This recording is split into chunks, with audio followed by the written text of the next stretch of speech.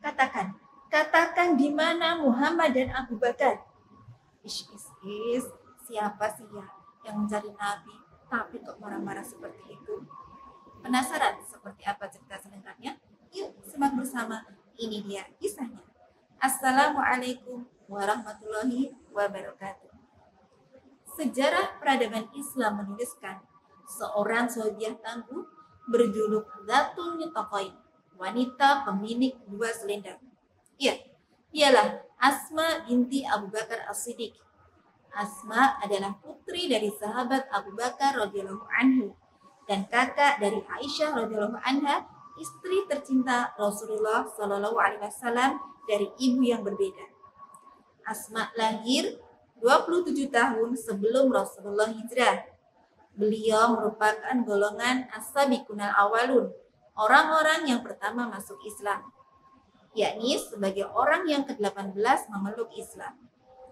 Asma menikah dengan Zubair bin Awam, salah satu di antara 10 sahabat yang dijamin masuk surga oleh Rasulullah Shallallahu alaihi wasallam.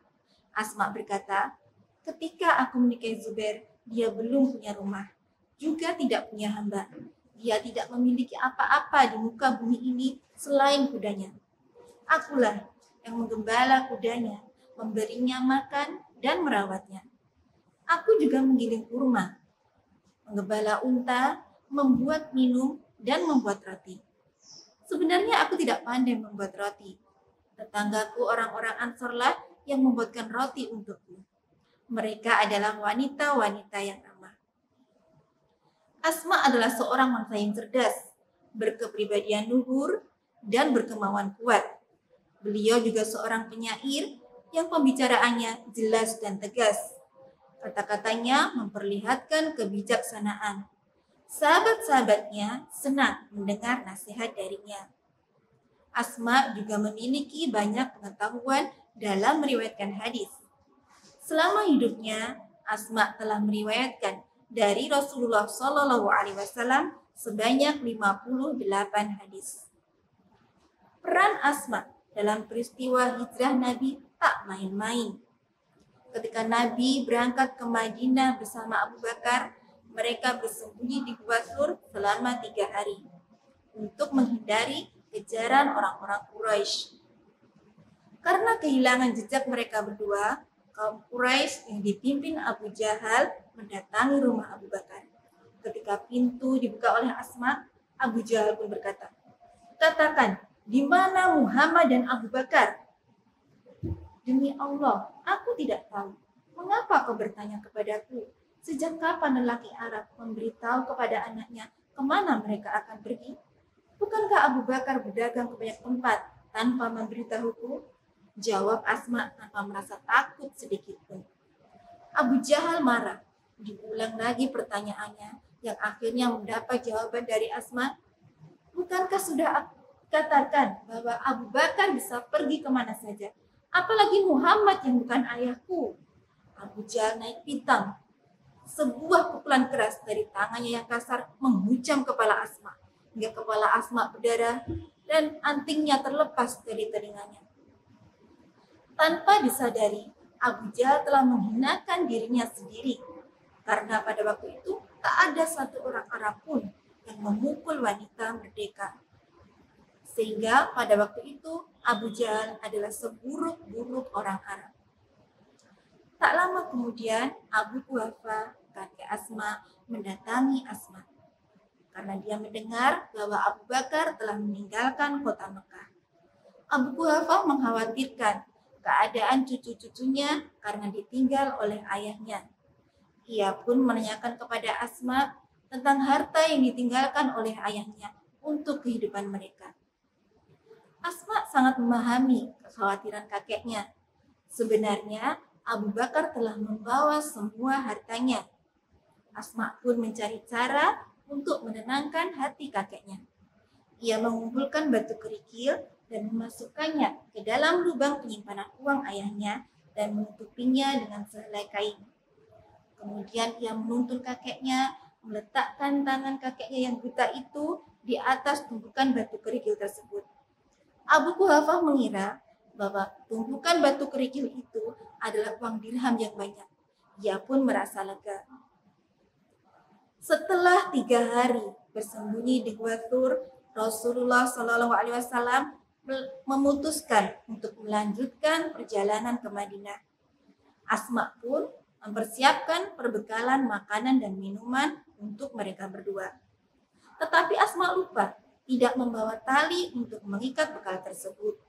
Akhirnya dia pun melepas tali ikat pinggangnya, mengoyaknya menjadi 2 bagian, dan yang satu dia gunakan sebagai pengikat perbekalan Rasulullah, dan yang satu lagi dia ikatkan kembali ke pinggangnya.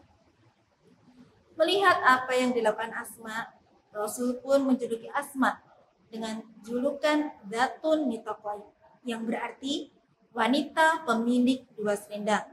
Rasul pun mendoakan Asma, semoga Allah menggantikan selendangmu dengan selendang surga.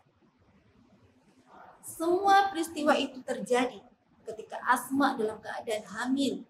Dia harus menempuh jarak yang cukup jauh untuk sampai ke Gua Thur, melewati padang pasir yang luas, mendaki bukit berbatu.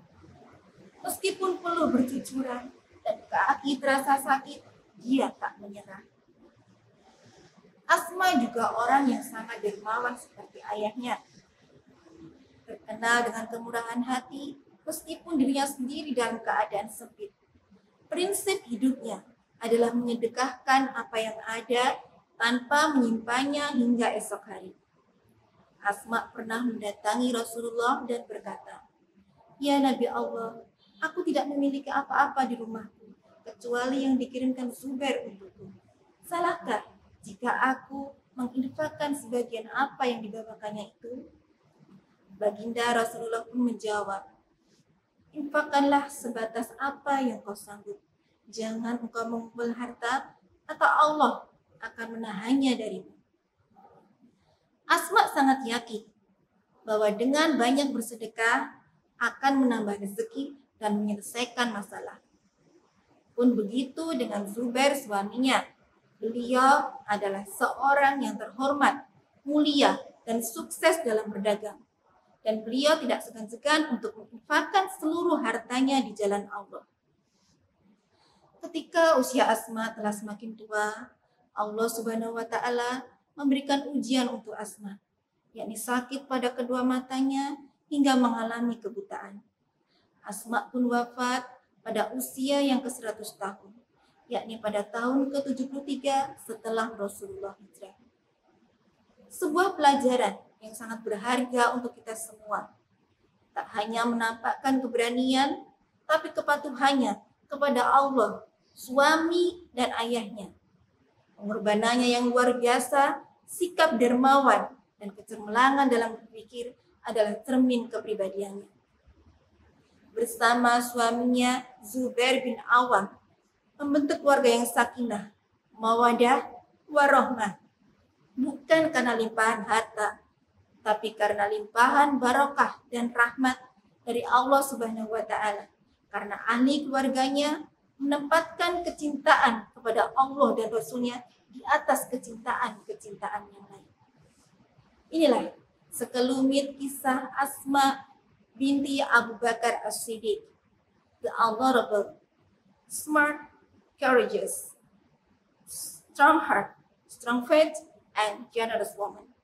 Sekian, semoga menginspirasi kita semua. Wassalamualaikum warahmatullahi wabarakatuh.